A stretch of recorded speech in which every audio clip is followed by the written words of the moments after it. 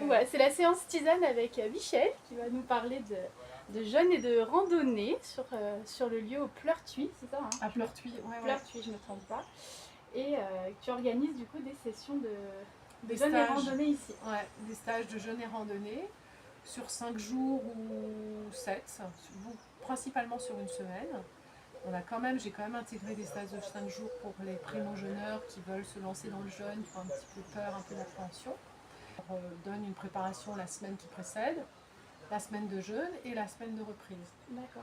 Une préparation, c'est-à-dire qu'on retire certains aliments qui ont de la fermentation ou qui font des déchets. Donc protéines animales, alcool, après on retire les céréales, les sous-produits animaux, etc. pour en arriver 2 jours avant le jeûne à n'être qu'en fruits et légumes cuits et crus pour éviter tout ce qu'on appelle des effets qui peuvent être évités si on a cette préparation. D'accord. Ils sont hébergés sur le lieu ici. Ouais. D'accord. Alors c'est l'avantage du lieu, c'est qu'on a des cabanes, on a construit des cabanes. Donc c'est une cabane qui accueille 6 personnes, une autre qui en accueille 4 et l'autre qui en accueille 3. En jeûne, dans ces cabanes-là, pour que chacun ait son espace, dans la cabane de 6, on n'est que 3 personnes, dans la cabane de 4, on n'en est que 2, et dans la cabane de 3, on n'est que 2 personnes pour que chacun ait son espace. Donc là, on va aller voir une petite cabane qui reçoit les jeûneurs. Elles ont toutes des noms rigolos comme ça. Hop, on enlève les chaussures. Hop. Voilà une cabane. On accueille. Waouh! Donc là, il y a un petit coin salon. Hyper agréable. Hein. Un petit poêle quand les journées sont un peu fraîches. Ouais. En octobre, ça doit être sympa de l'allumer. Oui, ouais. Quand on revient de randonnée, qui c'est un peu humide, un petit feu dans la cabane, c'est très agréable. Par contre, ce qui est bien, c'est que toutes les vitres en fait donnent sur l'extérieur et vraiment, c'est hyper ressourçant quoi. Là, il y a un petit coin. Le petit coin de nuit là. Bon, on entend tous les petits oiseaux en plus le matin. C'est... Ouais. Et là-haut, si tu veux monter, il y a la chambre qui a une vue sur. Attention, on grimpe là. Hein. Une personne en haut et une personne en bas pour que chacun ait son espace. Les sculptures de Seb en plus qui décorent tout le lieu. Trop bien. J'ai trop envie de venir ici. Ah ouais, c'est hyper chaud. C'est hyper chouette. Hop. Au niveau des randonnées, alors comment ça se passe? Vous partez donc, tous les jours faire des marches dans le secteur d'ici? Ouais, on vient majoritairement quand même d'un peu plus loin. Chercher l'air iodé peut-être? Ouais. Et la marche est hyper importante en jeûne. Changer de carburant, parce qu'on change de carburant en jeûne. On déstocke nos stocks de glucides et voilà. Il y a un autre process qui se met en place pour faciliter ce passage en cétose, le fait de marcher, de se mettre en mouvement, de ventiler, de s'oxygéner, et ça participe à ce que ce passage se fasse bien.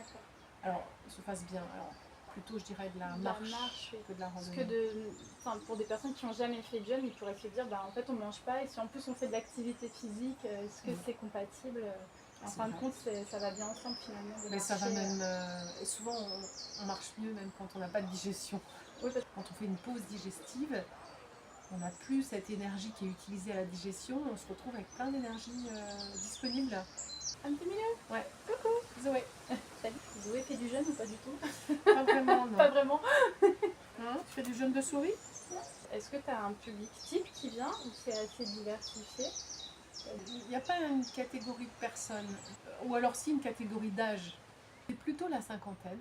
Ok. Ouais, plutôt la cinquantaine. On a des collègues qui font ça aussi, où ils ont vraiment la cinquantaine, soixantaine. Nous ici, on a. Est-ce que c'est le lieu qui fait ça, les cabanes, le côté nature, ou je sais pas. On a quelques jeunes à chaque fois dans chaque groupe, de la trentaine, un ou deux. Mais c'est pas la majorité des jeûneurs quand même. D'accord. Ouais. Ah, Zoé. Ah Zozo. Tu fais tes griffes sur le tronc d'arbre. Il est confortable en même temps celui-là pour faire ses griffes. Pourquoi tu t'es mise à proposer des stages comme ça? Et puis, est-ce que toi, c'est parce que tu as fait des périodes de jeûne aussi que tu as vu que c'était bien et que tu avais envie de les proposer derrière? Alors pendant longtemps, je me suis dit que c'était un truc qui n'était pas pour moi parce que j'ai un bon rapport à la nourriture. Ouais. J'aime cuisiner, j'aime cuisiner ce que je trouve, j'aime la cuisine. Donc je me disais, jeûner, c'est pas pour moi. C'est pas pour moi, il faut vraiment mettre sa tête un peu à l'envers pour se dire je vais pas manger, je vais être en forme. Jusqu'au jour où j'ai eu un gros problème dans ma vie, un problème avec un de mes fils qui était malade, Okay. Voilà, des mois à l'hôpital, etc. Du coup, je me suis moins occupée de moi et de ma famille, et à un moment donné, j'ai eu une envie de rien, en fait. Envie de faire de la place. Et c'est venu comme une évidence. Et je me dis, mais oui, il faut que j'aille jeûner. Et une envie vraiment profonde. Ouais. Et ça a été une révélation, en fait. Et j'ai même trouvé des choses que j'étais pas allée chercher. Oui, c'est-à-dire que tu as découvert d'autres choses au final en allant faire ça. Du coup, ça peut être un jeûne émotionnel aussi, parce que ça fait de la place et ça libère des choses. Et ce que ça a fait, ça a libéré des choses. Mais au lieu de me plomber, ça m'a donné beaucoup de légèreté physique et mentale. Et j'ai pu repartir, je suis ressortie de là, mais avec une nouvelle énergie, une envie de repartir. Voilà, personnellement et puis au niveau familial. Et ça a été vraiment un outil que j'ai gardé. J'ai jamais essayé de jeûner seule. Ouais, je trouve que c'est tellement facile en groupe. Ah oui. Ouais. On se motive un peu plus peut-être dans la... Ah oui, on est tous dans, dans la même démarche, dans le même effort, même si chacun vient jeûner pour des raisons différentes, même souvent. Mais on va tous vers la même chose, on soutient. Ce serait dommage de se priver du groupe, quoi. Je trouve que c'est plus facile. Et puis tu te parlais aussi que tu les emmenais faire des sessions de hammam et sauna. Oui, il y a tous les émonctoires, ce qu'on appelle les émonctoires, les organes d'élimination qui travaillent beaucoup, surtout le foie, les reins et les poumons.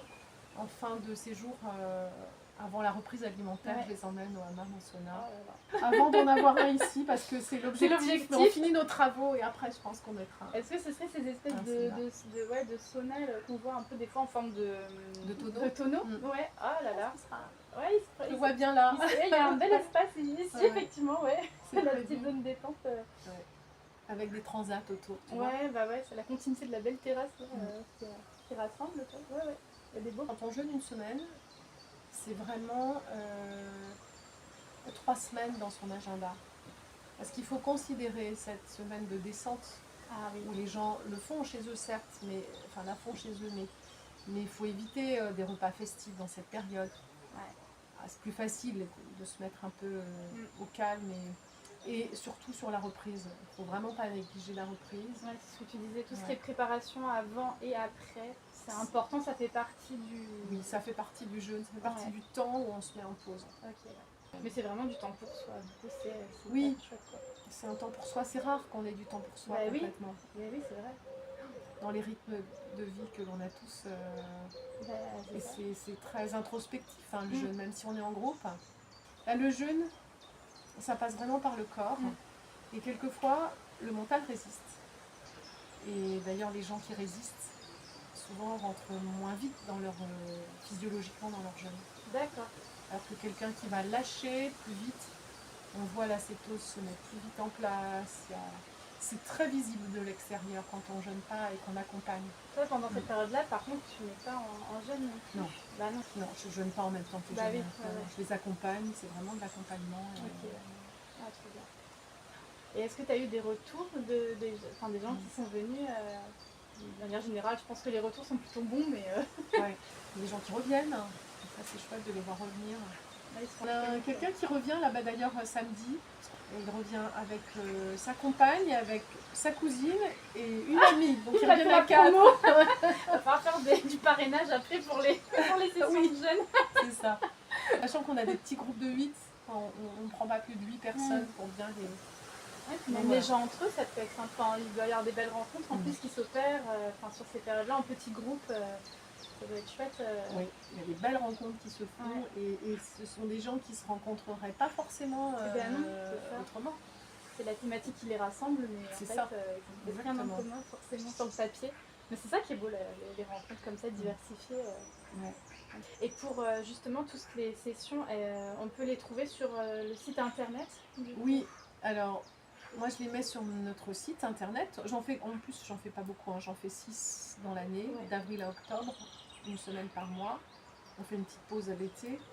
Sur le site de la FFJR, la Fédération francophone de jeunes et randonnée. Ok. Parce que moi j'ai été formée ça a duré 1 an et demi, ma formation par cette fédération. Oui. J'avais ce besoin quand même d'être formée et la Fédé pour ça est top. Et on a aussi des médecins qui sont là, que l'on peut appeler quand on a des questions, quand on a un jeûneur ou on a un doute s'il peut jeûner ou pas. On peut leur envoyer, il y a une consultation. C'est ce que j'allais dire, est-ce qu'il y a des prédispositions quand même de santé si vraiment on veut se lancer Il y a surtout des contre-indications. Des contre-indications. Des troubles du comportement alimentaire, ce qu'on appelle les TCA. Ça, c'est pas le bon moment pour le faire. On ne prend pas, ça pourrait réveiller des choses, des mécanismes qui sont pas bons à réveiller. Les diabètes de type 1, ou alors il faut le faire avec un médecin. Voilà, nous c'est vraiment, moi ce que je propose c'est vraiment des jeunes bien-être pour des gens qui sont en bonne santé. Voilà, je suis pas médecin, pas infirmière, voilà, c'est vraiment des jeunes bien-être, ça c'est important. Il faut aussi avoir la vitalité de jeûner, il faut être en forme pour aller jeûner, pas attendre. Justement, de ne pas être sur les rotules pour venir le faire. Ça demande une certaine vitalité. Okay. Tu as un petit groupe, est-ce que c'est mieux, si on a l'idée de le faire, c'est mieux de réserver quand même suffisamment en avance, peut-être que le calendrier se rend plus vite. Moi, les jeunes jusqu'en octobre sont complets depuis janvier. Ah ouais. Et là, j'ai des demandes pour mes dates 2025 que j'ai pas encore fixées, mais que je vais fixer avant septembre. Et puis j'essaie de pratiquer un jeûne aussi qui est accessible au niveau prix. Moi, c'est important pour moi. Mais c'est vrai que quand c'est très très cher, on se dit mais oui, mais je paye sans manger, enfin je ne mange pas du coup. C'est souvent ce qu'on entend. Bah oui. Et puis il y a quand même des bouillons, il y a des jus. Voilà, c'est ça. Des jus parce que là on est sur un jeûne hydrique. Oui. Voilà. Enfin, plutôt Buchinger. C'est un jeûne hydrique auquel on rajoute un jus de fruits et légumes, qui ne soit pas trop sucré pour rester en cétose. Un bouillon clair le soir pour compenser la perte minérale qu'il peut y avoir en jeûne. Et puis des tisanes toute la journée. D'accord. Voilà. Buchinger, qui était un médecin allemand. Ok.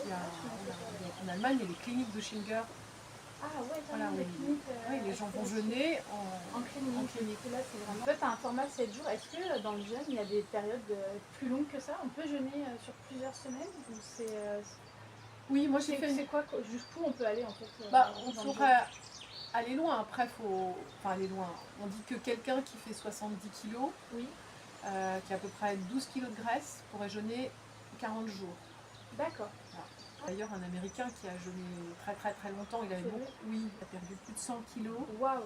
Il a jeûné une centaine de jours, je crois. Il buvait du café. Enfin, on peut aller loin. Tant qu'on a la réserve adipeuse, graisseuse pour jeûner, on peut jeûner. On a de la matière à faire fonctionner le corps, donc ça va quoi.